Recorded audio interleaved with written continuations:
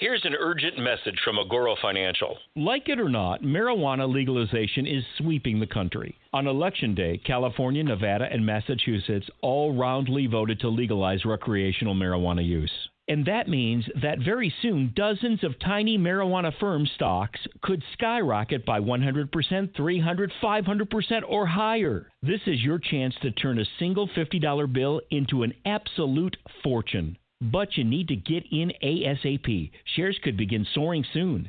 According to CNBC, now is the right time to bet big on marijuana, as the industry is poised to be gigantic, and Forbes is touting that hundreds of millions of dollars are pouring in. Go to profitfrompot.com to find out how you can legally stake a claim in the best of the best that the industry has to offer. If you don't, you'll probably regret it for the rest of your life. Go to profitfrompot.com now. That's profitfrompot.com. Welcome to Recalculating America. Like its award-winning book, Recalculating is dedicated to small business in America and has been named the best small business book in the Independent Press Awards competition. Each Recalculating program is dedicated to helping small business leaders add profits through efficient growth. During every Recalculating program, experts will give listeners useful information about starting or growing their small business. Your hosts are Don Mazzella and Dan Perkins. Don Mazzella is the editor-in-chief of the Small Business Digest. Dan Perkins is a registered investment advisor with 43 years' experience in managing money. He specializes in helping small business owners make their money work as hard as they do. Dan Perkins here, and I'm your co-host along with Don Mazzella of Recalculating, the radio program that has evolved out of the award-winning book dedicated to helping small business leaders increase their profits. We draw our name from the book named the best small business book of 2017 by the Independent Press. This book features contributions of more than 100 presidents, experts, and leaders, all whom offer you ways to grow your small business. You know, Dan, recently I had someone from a big corporation say that small businesses were their farm team, where they were able to poach the best employees when times got good, as they appear to be happening now. Well, our guest today, Christopher Mulligan, is here to help small business thwart that idea. Chris, welcome to the program. Hello, Don. Thank you for having me. Good morning, Chris. Dan Perkins. How are you this morning? Well, Dan, nice to meet you as well. Good, thank you. Chris is you founded Talent Keepers, is that correct? I did, and I am currently in the position of CEO. Good for you. Before we go much further, just give us, our listeners, a website that they can reach you so we can make sure we open up a link of communication. What is your web address? The web address is www.talentkeepers.com. Well, Don said that small business is farm teams, and that's I'm sure probably true, but I think that one of the other challenges is that sometimes small businesses find new talent, and the new talent wants to go out and start their own new business. So take a moment and tell us about your company and how you help them keep good employees. Sure. So at Talent Keepers, for the last 17 years, we've been studying why employees choose to join, stay, and sometimes consider leaving their employers. And we've surveyed millions of employees. We've worked with thousands of organizations, and we've identified some key things that work across industry, nonprofit, for-profit, large and small organizations that have consistently resulted in higher employee retention and engagement rates. So how does a company know that they've got a problem? And I'm not trying to be facetious, because sometimes leaders of corporation, especially small businesses, sometimes have a difficulty in recognizing they have a problem, and that maybe what their management techniques or processes are contributing to the problem. So what are some of the warning signs that you can help our listeners understand might be important keys to where you're making mistakes? Sure. So one of the most tracked HR metrics in the country is the attrition rate that a organization experiences.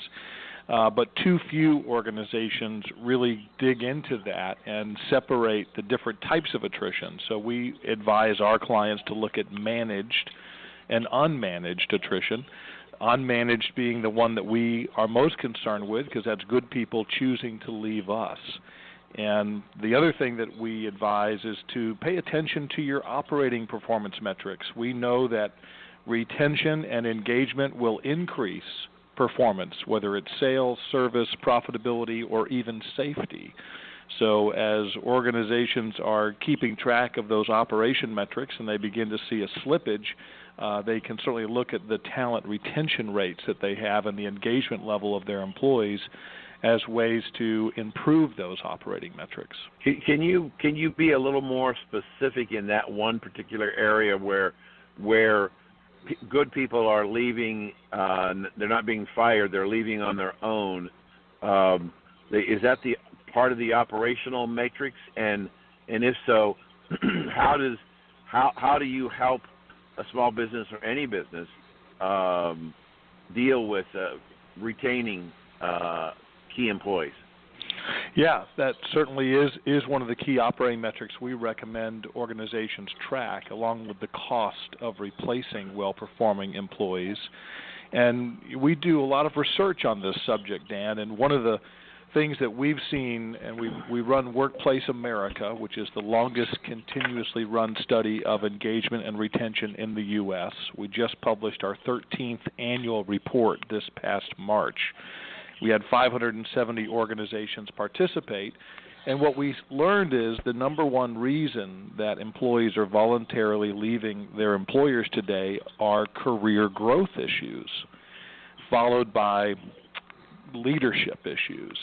And so what we advise organizations to do is to understand what those career growth aspirations are of their employees and have conversations about that.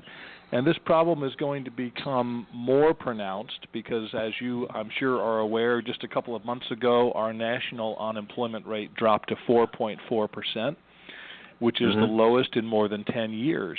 And so it's becoming increasingly difficult to find the right people, and once you find them, you certainly want to keep them. Right.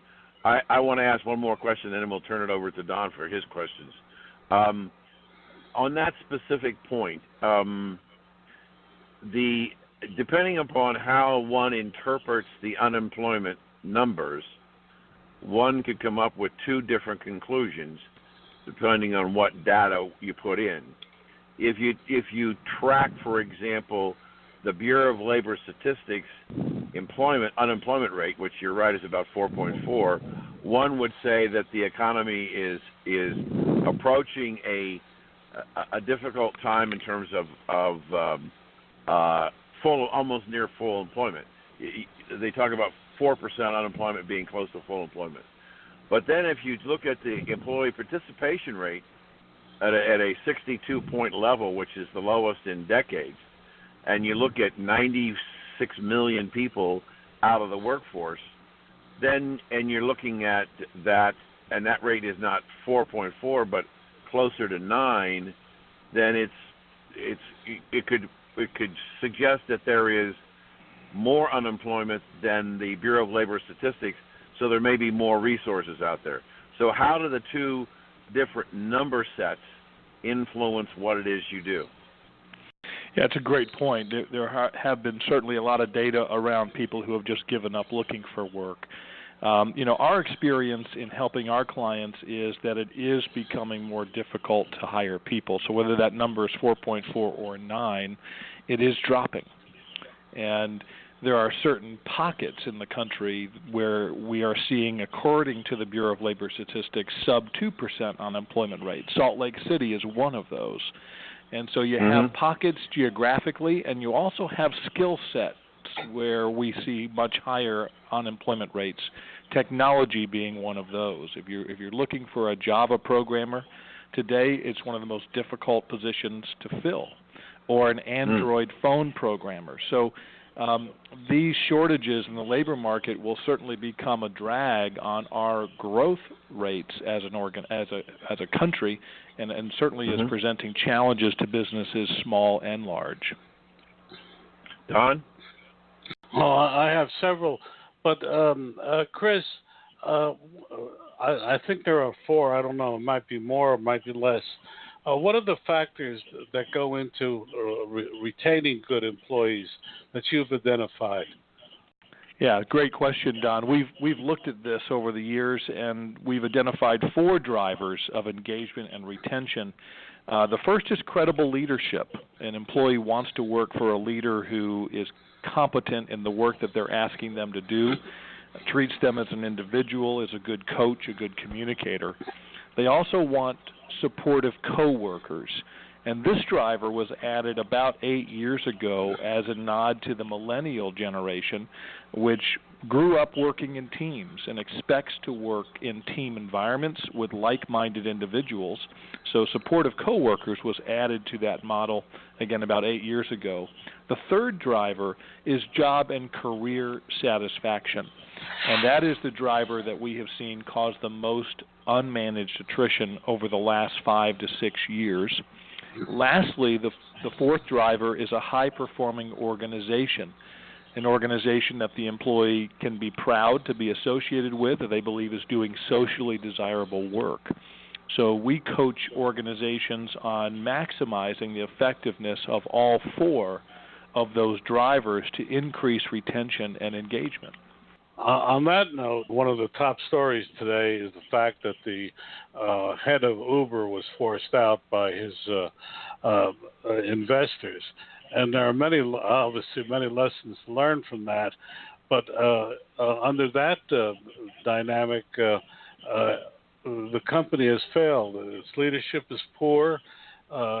Its internal problems are poor, yet it continues to grow. What are your thoughts on that subject?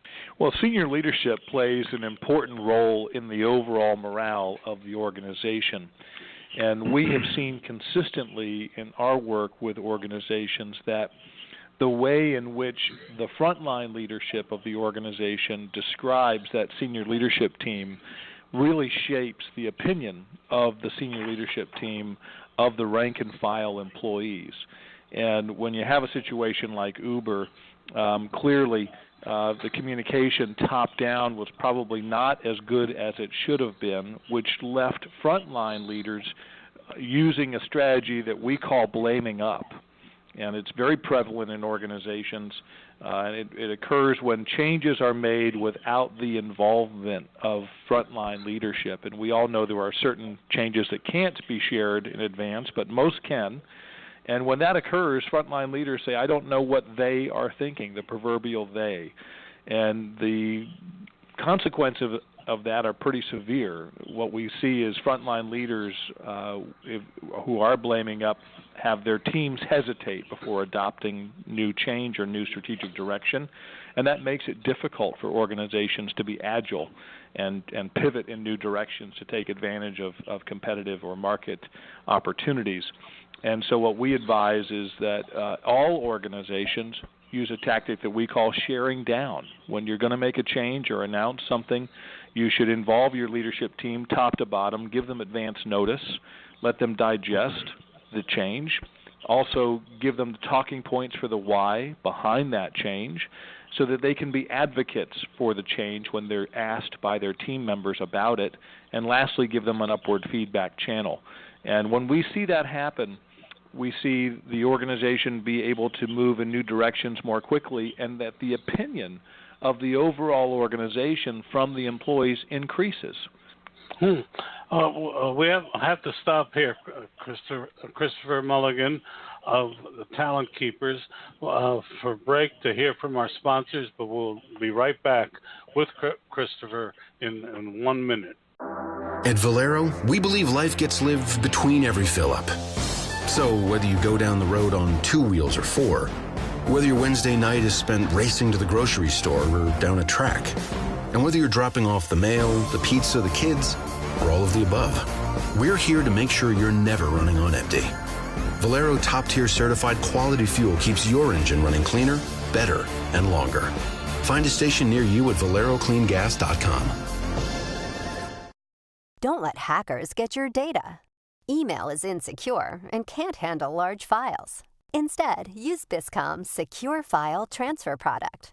Military-grade security that's as easy to use as email, and it can handle attachments of any size. Visit Biscom.com for your free trial and make sure your private communications stay private.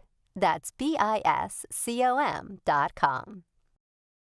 Well, we're back with Christopher Mulligan, and we're talking about his company, Talent Keepers. If I could just follow up, Chris, on Don's comment about the head of Uber being dismissed. It's really more dramatic than that. He was the founder of the company, and I wonder. I've always thought that there are stages of the development of a company, from a startup to a growing company to an expanding company to a major force in the marketplace, and that the same management may not necessarily be able to take the company through all of those transition periods, and you need different sets of expertise and talents as you go through the various stages of the maturity of a company. Do you agree with that, Chris? I do. Yeah, certainly different management skill sets are required in those different stages. So when we look at your 4 points, I was fascinated with number 3. Could you review 3 again for our audience? Yeah, so job and career satisfaction has been the number one reason or factor that employees are voluntarily leaving their jobs today. And particularly, Dan, it's career growth opportunities. So we often think about, when someone says career, a promotion. And certainly some people do want the promotion, but the majority of people, when it comes to career and job satisfaction, aren't thinking about advancement. They're thinking about growing their skills and experience in their current role. In fact, we've identified 7 drivers of career satisfaction, and only one of them is upward mobility.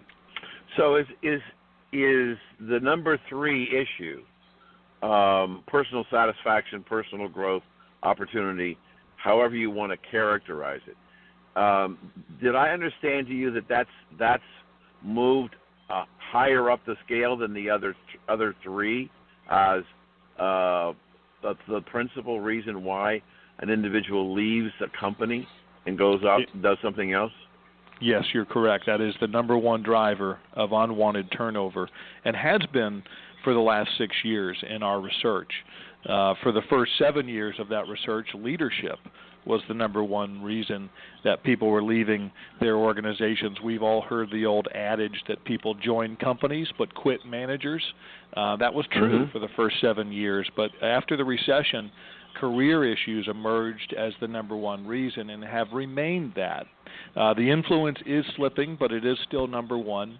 A lot of reasons for that. After the recession, there was a lot of pent-up demand in corporate America for people to make moves. There was a lot of hiring freezes, promotion freezes during the recession, and so there was expectedly a lot of career angst at that time. However, 2 other things occurred that contributed and maintain influence on that factor. One is that we've made the ability to search and find another job very easy. When all 3 of us were growing up, if you wanted to change jobs, you had to order a paper and you had to send in a paper resume. Today, with one click, you can put your resume in front of thousands of organizations. We've also made it very easy to learn about what it's like to work in another organization. You can go to LinkedIn, Facebook, Glassdoor, a number of places, and learn what it's like to be in an organization. And the other factor is the millennial generation, which is the largest generation in the workplace. They eclipsed baby boomers like me in 2015, and they're going to remain the number one generation for a lot of years to come. And they grew up with parents who said, don't be like us and plan on working in the same organization for 25 years and get the gold watch. Build your toolkit, take it with you, and don't be afraid to leave your your position because you're going to find another one. So all of those factors have really created this environment of career movement, and that's what's causing people to leave today. If they're not getting growth opportunities, they're going to leave, and it's most pronounced when an individual has been in their current role for 3 years. That's when they pop their head up and say, what's next? You know, it's interesting. I'm 73 years of age. I'm in the baby boomer group, and I consider myself to be a serial entrepreneur. I've started lots of successful business, and I've got 3 or 4 running right now. But I many years ago, in the late 70s, went through a process with an employment psychologist, and he did a lot of testing on me to figure out what my strengths and weaknesses were, and what he found out, which changed my life profoundly, is that I could achieve 90% of what I needed to do to excel at my job within 2 years. And after that, once I had attained 90% of what I needed to know, there was no motivation to try and get the last 10%. So I became disenchanted, and I had to look for a new job. So I can understand where the millennials might be coming from, but do you think that the millennials today, my father worked at the same place his entire life, as did my mother. And my sister worked 2 jobs in her entire working career. I'm the kind of the black sheep of the family. But do you think that the millennials today are more willing to take risk in trying new things and branching out than perhaps previous generations? I think they are. Yeah, I think they were raised that way, and I think, again, all of these technology advantages they have to learn about things makes them more comfortable leaving a job. In fact, many millennials will leave a job without having another one, and that would be unheard of for a baby boomer, right? So, I do think they are risk takers in that regard. Do you think that the economy, you're kind of implied in our first segment that there's a shortage of qualified people. Do you see that putting competitive forces which will drive up compensation for corporation to attract talent? Absolutely. Yeah, we are working with one client of ours who is looking for IT professionals, and they have 2 offices, one in Dallas and one in Southern California. And the comment they made to us is you can't pay enough in Southern California for this particular skill set. And if you don't make an offer when you're on the phone, by the afternoon, that candidate will have 2 more. So it is going to raise compensation for sure. But in a narrowly defined group of people or in general?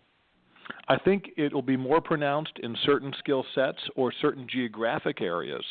But I think overall, we're seeing an inflation in wages. The average raise for 2017 was 3.5%, according to the Society of Human Resource Management, of which we are members. And so I think that number will probably go up a little bit each year as the economy continues to grow. And yet we came through, I'm not making a political statement here, just an observation as a person who studies numbers. Real household income actually declined over the last 8 years under the Obama administration. So people were making less money, maybe not in some jobs, but overall incomes went down on an aggregate basis. You're suspecting that household incomes are going to go higher. I do. Yeah, I think if these trends persist, we're going to see that. Don, I think we got, about a minute or 2 left. Do you want to take it from here? Yes, I do. My question has to deal with Rodale Press. I don't know if you're aware, but today they finally admitted that they were on the block to be sold. Yet if you had known anything about Rodale Press, which is men's health, etc., over the last 3 or 4 years, it's been cutting expenses, cutting older people, etc. In a situation like that, where you're trying to prepare the company for sale, is it better to tell employees what you're thinking, or to do what Rodell did, which could create a great deal of anti-company feeling? In a case like that, or in any company like that, what's the best tactic to use? We believe, and based on our research, Don, that communication is key, and more is better than less. Employees today have access to a tremendous amount of information. It's very difficult to keep things a secret, and your strongest swimmers will leave your ship quickly. So if you are looking to make major changes in your organization, we believe you should come up forthright with your employees and be honest about what's going on, and talk to your higher performing employees particularly, because they will have more options. And this concept of stay interviews has been really robust as a tactic to keep those people that you really want and need in your business through times of change. Yes. Unfortunately, we have to let you go. We've been talking with Christopher Mulligan. He's the founder and CEO of Talent Keepers. It's a bit of, I don't know how you feel, Dan, but I found a fascinating time with him. And Dan, your last word? Yeah, absolutely. I think so. Chris, I want to add my thanks for joining us. And one more time, tell our audience how they get a hold of you. What's the website? The website for our company is www.talentkeepers.com. We'll put that on our website next to your interview. And now a word from our sponsors. Thanks, Chris. Life. It's made up of the simple day-to-day moments that keep us all running on full of joy, passion, and restlessness. It's singing full on to your car radio with the windows wide open. It's a whole bunch of early morning rush hours and a few late night runs for Rocky Road. It's full of pit stops and drive-thrus. It's life, and we live it between fill-ups at Valero. Valero top-tier certified quality fuel keeps your engine running cleaner, better, and longer. Find a station near you at ValeroCleanGas.com. Hate your old fax machine? You can now fax through email. Simply write an email, attach the document, and send. Works with all major email providers. Get rid of the noisy and expensive old fax machine and try Biscom's Cloud Fax. Our solutions are great for businesses of all sizes. Visit Biscom.com for your free trial. That's BISCOM.com. Welcome back to Recalculating, the program dedicated to American small business. Now it's time to bring together our two experts, Dan Perkins and Don Mazzella, as they discuss things that are happening now that are affecting your business success. Ladies and gentlemen, we're talking with Dr. Jody Foster, MD, MBA, who's written a book whose title is fascinating to me, The Schmuck in My Office, or How to Deal Effectively with Difficult People at Work. Dr. Foster, welcome to the program. Tell us about yourself. Thank you. Why you wrote the book, and how do we get it?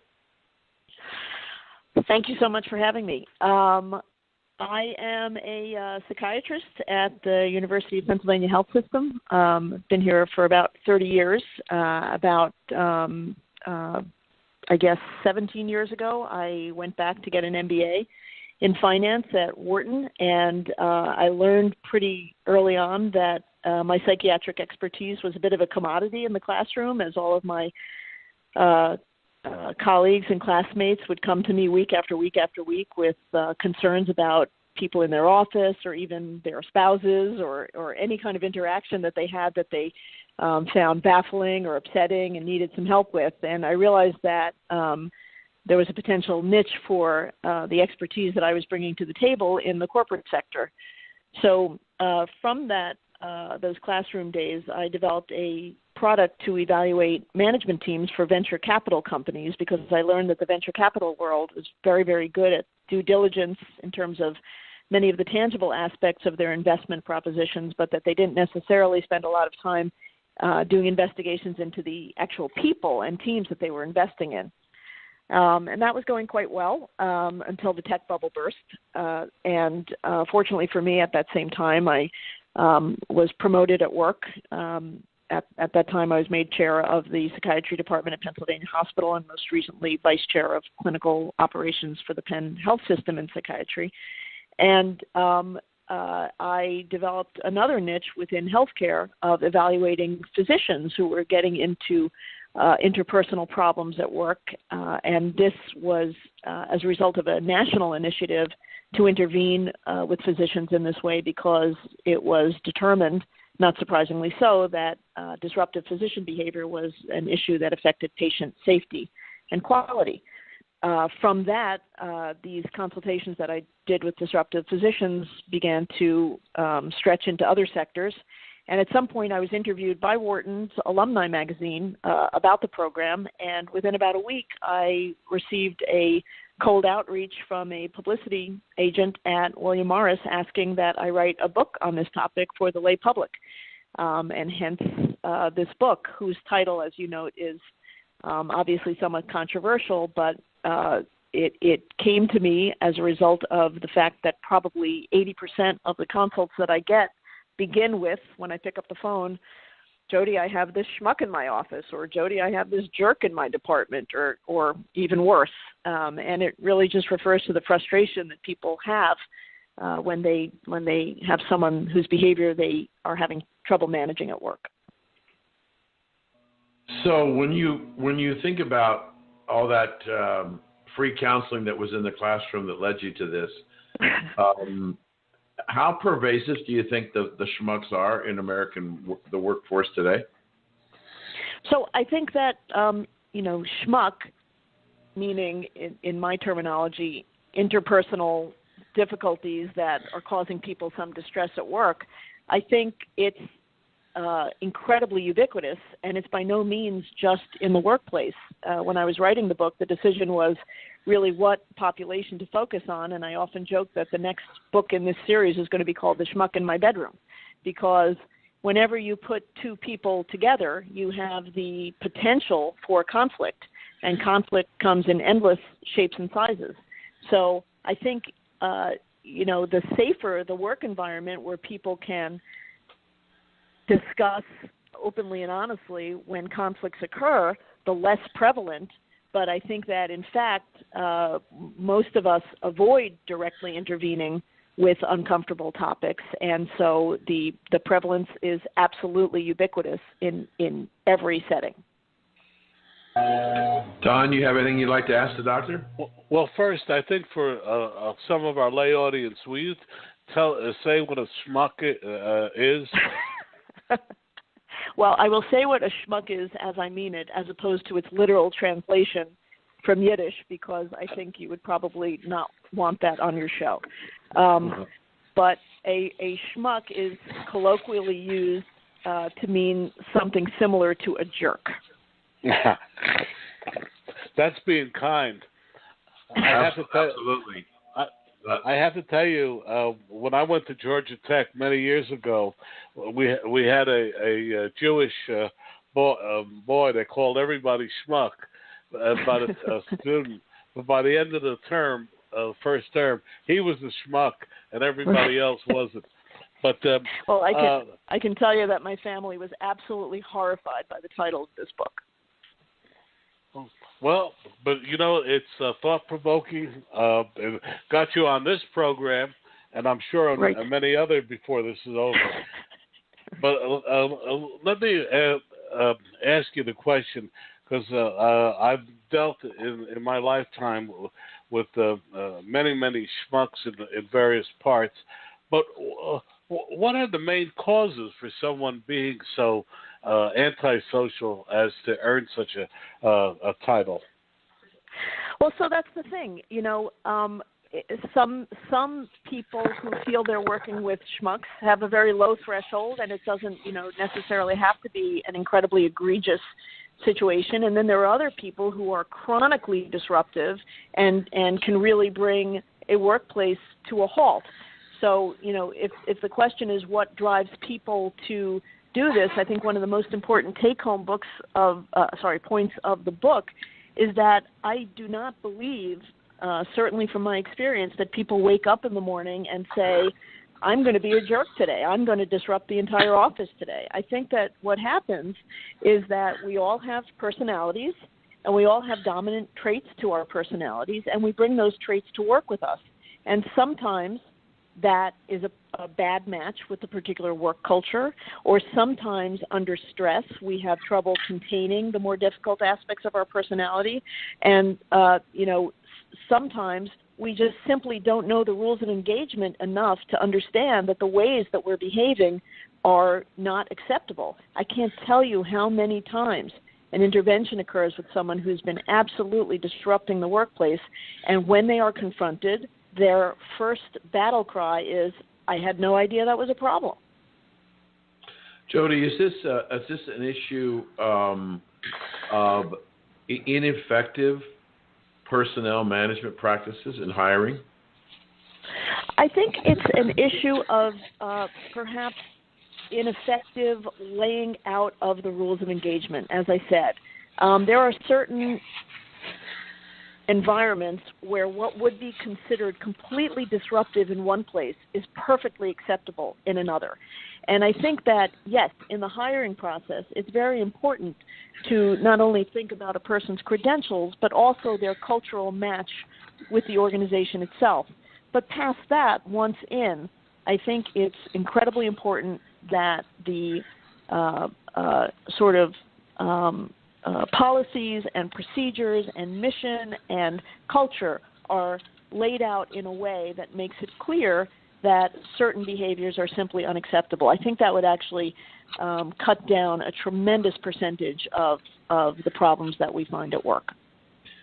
Having lived in New Jersey for almost 40 years and worked in Manhattan in Wall Street, my guess is if you polled 10 people on the street in Midtown Manhattan and ask people who was a schmuck, I think a preponderance of the people, maybe as high as 90%, would say Joe Smith. But the question is, are we seeing an increasing number of female schmucks? Oh, that's a really interesting question. So, yes, you are absolutely right. I have never once done a talk on this topic and not had complete recognition in the office. I will also say that, the basic premise of the book, just to step back a moment, is that from my experience of doing these disruptive interaction consults, it's been my experience that barring major medical or mental illness, that the people who get into trouble with other people fall into 10 basic types. And there sometimes is a gender preponderance to some of those types. So the fact of the matter is that of the consults that come to me, and if you look at, for example, the disruptive physician literature, that there is an absolute, undoubted larger number of males who get into this sort of trouble than females. So do I think that the female disruptive behavior problem is on the rise? I don't have that sense. Nor do I have the sense that a disruptive behavior problem is on the rise. If anything, I think we are more aware and we're calling it out more than we used to. But I think it always existed and, again, always will exist until and unless we can make appropriate interventions, largely cultural interventions, at the site. But no, I don't think there are more women, but I absolutely acknowledge that far fewer women come to me for these issues. Is it possible that there is a reluctance of women to admit that they have a problem, and so that's why they don't come to you in general? Well, so people don't generally admit that they have a problem in this situation anyway. They are called out for having a problem. And really, the lion's share of people who I end up seeing don't think they have a problem at all, and developing insight into what's going wrong at work is half of the battle. So I don't think it's a matter of a person having awareness that they're being difficult at work and being, reluctant to come forth. this is the kind of thing that shows itself and other people call it out. I want to go back to a point you made a moment ago about the idea of one person in one environment may be totally unacceptable, yet that same person in a different environment, in a different company, may be very acceptable. So exactly. Going to the person now, moving away from the business, if a person may not have been told that by his boss that he was a schmuck or she was a schmuck, one would think, Doctor, that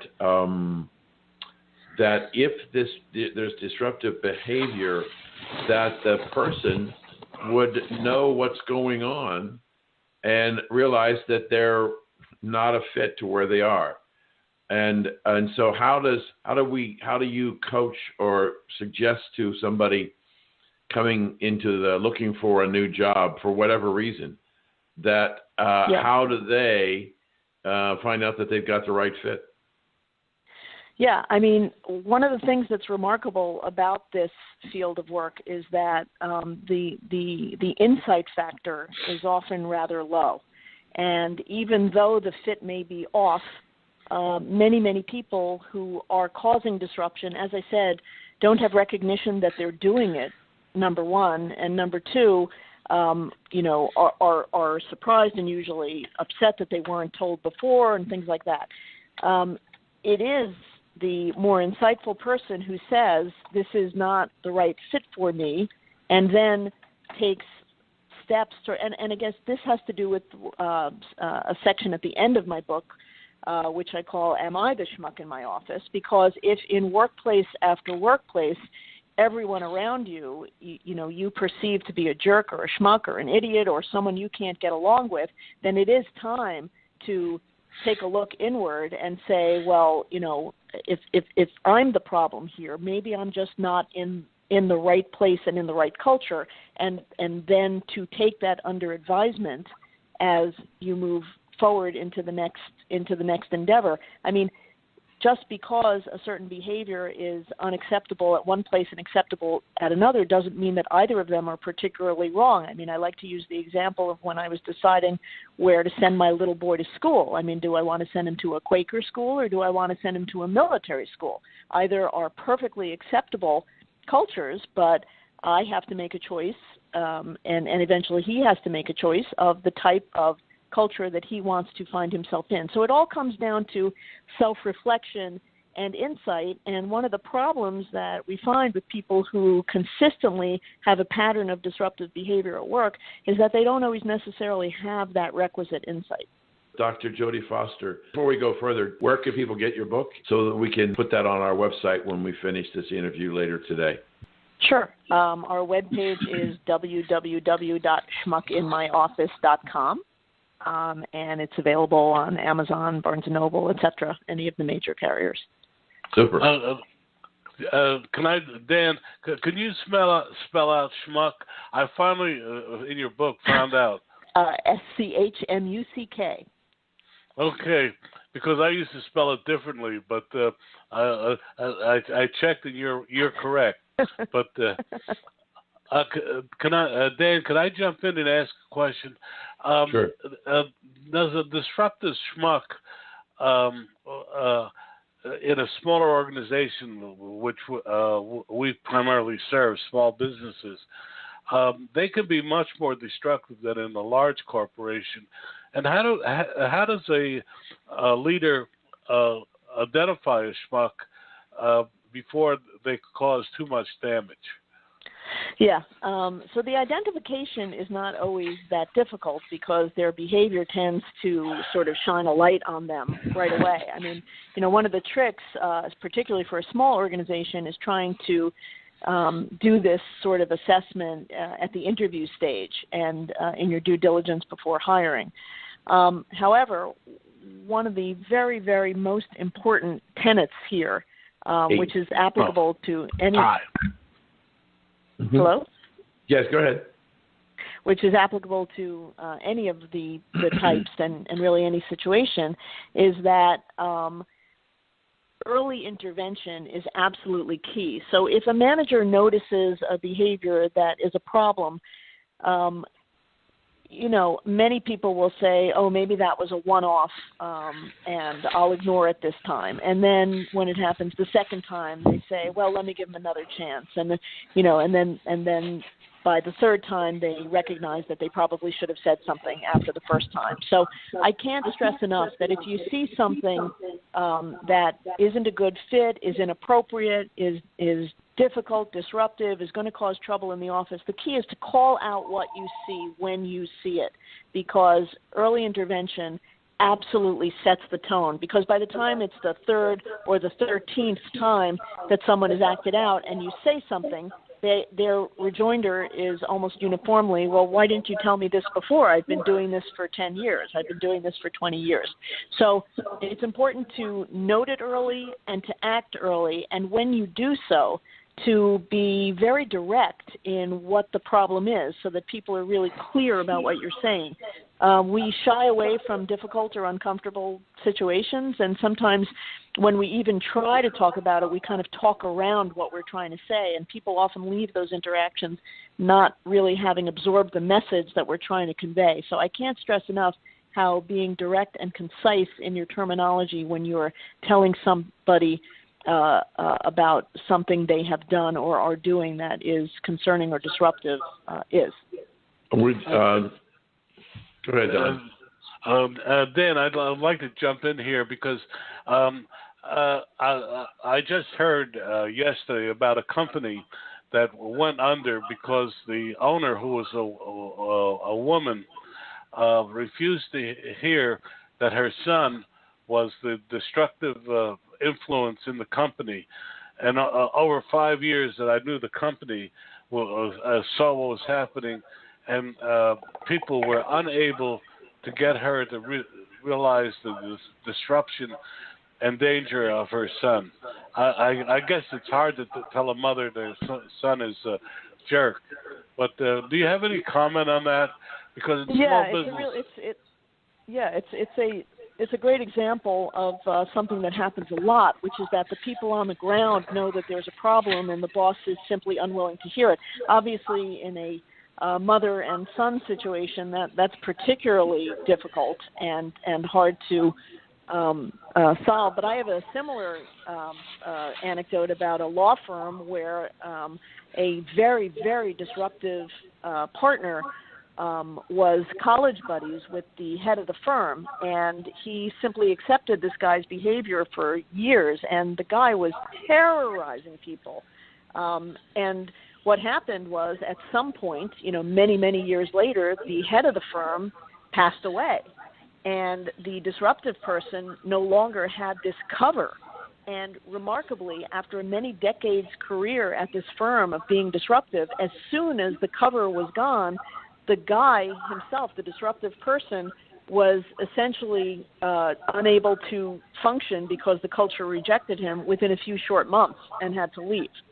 And so it absolutely happens and is one of those impossible situations when you have someone of authority who is supporting, covering, or otherwise choosing to ignore truly disruptive behavior, and it manifests itself in things like turnover and, poor worker satisfaction, and in the case that you described, it can close down a company. We have about a minute left, and I just wanted to follow up the last discussion. We recently had a person on the program who wrote a book about human relations departments.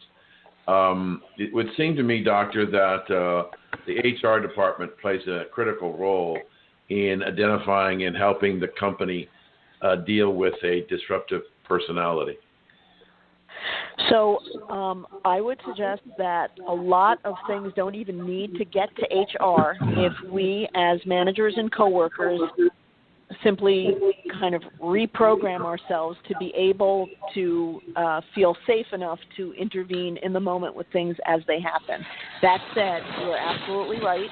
At a certain point, engaging your HR department and sometimes even your Office of General Counsel become absolutely essential in making interventions with difficult people in the workplace. Thank you. Well, we've been talking with Dr. Jody Foster about the Schmuck, her book titled The Schmuck in My Office. One more time, what's the website, Jody, please? www.schmuckinmyoffice.com. Thank you so much. It's been a pleasure having you with us. Thank you so much. Bye-bye. Before you hear this, or this, or even this, before you turn a key, step on the gas and let it rip, before you get up and out and on the road, you have to be fueled by something. Make sure that something is Valero. Valero top-tier certified quality fuel keeps your engine running cleaner, better, and longer. Find a station near you at valerocleangas.com. Want to know more about health savings accounts for your company or yourself?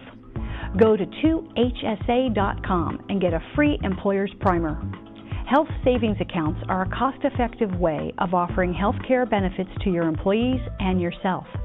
HSAs build retirement funds for your employees, improve morale, and reduce your health care benefit cost. For a free employer guide to HSAs, go to 2hsa.com. That's 2hsa.com. Dan Perkins here for Songs and Stories for Soldiers with your Veterans Tip of the Day. Did you know that the suicide rate for women vets is 12 times that of their sisters in civilian life?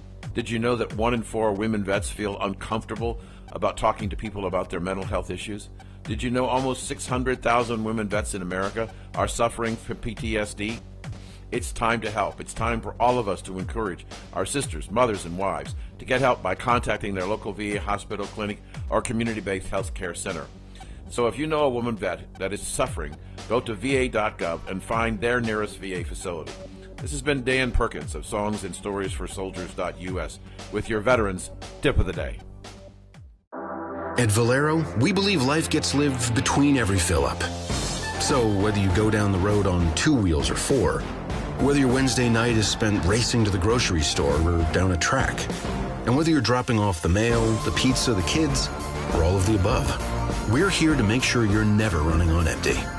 Valero top-tier certified quality fuel keeps your engine running cleaner, better, and longer. Find a station near you at valerocleangas.com.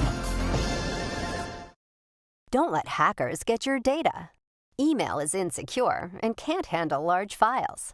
Instead, use Biscom's Secure File Transfer product. Military-grade security that's as easy to use as email, and it can handle attachments of any size. Visit Biscom.com for your free trial and make sure your private communications stay private. That's BISCOM.com. Well, Dan, we've had a few very interesting guests this time around. What's your initial thoughts after hearing about the Schmuck and about keeping your talent as a small business? Well, I thought they actually worked pretty well together. The benefit of the Schmuck was identifying problems in your office, and in dealing with Mr. Mulligan and his position, you want a cohesive office that's coordinating and working together as a team. And if you have a disruptive force in the office, it's going to affect the productivity and the motivation of the people that are working with you. You know, I wanted to. We ran out of time, but I wanted to ask Chris a question about healthcare, which, as you know, today the Republicans unveiled some of the details of the Senate's proposal on healthcare, and we all know healthcare is very important to employees. What are some of your thoughts about healthcare as a tool for keeping employees? Well, it didn't work too well under Obamacare. I think that Obamacare single-handedly added such confusion to the leadership of corporations and divided and it consumed such a significant amount of time trying to figure out, are we going to hire people for 26 hours a week so we don't have to pay health care, or are we going to pay for health care, or are we going to throw them off to the exchanges? And then what happened when the exchanges started to fail and there weren't options? The chaos over Obamacare for the last 6 years was just, I think, devastating. The focus of the management of a lot of corporations away from running the business. They were spending way too much time trying to figure out how they're going to deal with the healthcare expense and providing some level of benefit to their corporation, to their employees. So it was a huge distraction, and I think it was manifested in the fact we had such low growth rates over the last 8 years in the economy. So if the Republicans can pass repeal and reform along with tax reform, so the corporations can have a clear picture of what their costs are going to be, what their taxes are going to be going forward, I think it will add dramatically to the productivity of the country. Well, let's talk about this productivity issue for a moment. I saw a study that just came across my desk indicating that small business productivity for the first time in 3 years actually increased in the first quarter of this year. What's your thoughts on that subject? Well, it is. I have said for the 8 years of the Obama administration, it was like having a person on the ground with somebody else having a foot on their throat that was restricting their air, but not enough to kill them, but not enough to allow them to really grow and prosper. And I think we've gone through that. And so when Mr. Trump was elected, and the attitude of American business thinking that regulations were going to go away, that the government was going to be more supportive of them expanding and growing their businesses regardless of what it was, I think it's manifested in the increased employment and increase in enthusiasm that we haven't seen for a number of years in all sectors, including small business. Well, we have just about a minute left.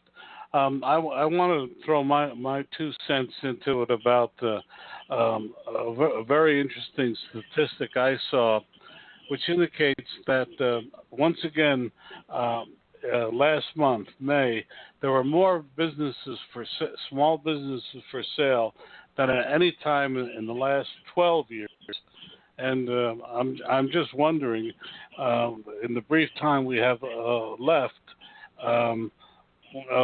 what's your thought on that? We have about 20 seconds. I think the idea that the businesses are finding people to want to buy them, and that people think they can buy a business and grow it so they can make a return on their money is extremely positive for the economy. Well, that's about all we can say today, Dan. So I'm going to say good night to our audience and leave you for the last message. Yeah, always we try and give you a great show, and go to our website and recalculating.biz to look at this show and other shows, and we'll look forward to talking to you next week. Thank you for joining us on Recalculating. We hope the information you received on today's episode was helpful to you in starting and growing your business. Please go to our website, recalculating.biz, to contact us, to listen to past shows, and see special offers. Until next time, remember, if you grow, we grow. Join us next week for more helpful ideas to make your business a great success. Here's an urgent message from Agoro Financial. Most of the tiny penny stocks operating in the newly formed marijuana markets are garbage. That's the truth of it. But there are a few that have a legitimate chance of becoming blue-chip marijuana firms. And that's certainly the case for one 25-cent marijuana player that we've analyzed. Why? Because it was recently revealed that they are expected to deliver the best quarter on record to shareholders. All segments of operations, construction, wholesale, and retail are being reported as profitable and self-sustaining, and they could be getting ready to deliver some really big news. Shares could soar in the near future. Once the mainstream media begins covering this story, it could send share prices screaming higher. Go to profitfrompot.com to find out how you can legally stake a claim in the best of the best that the industry has to offer. If you don't, you'll probably regret it for the rest of your life. Go to profitfrompot.com. That's profitfrompot.com.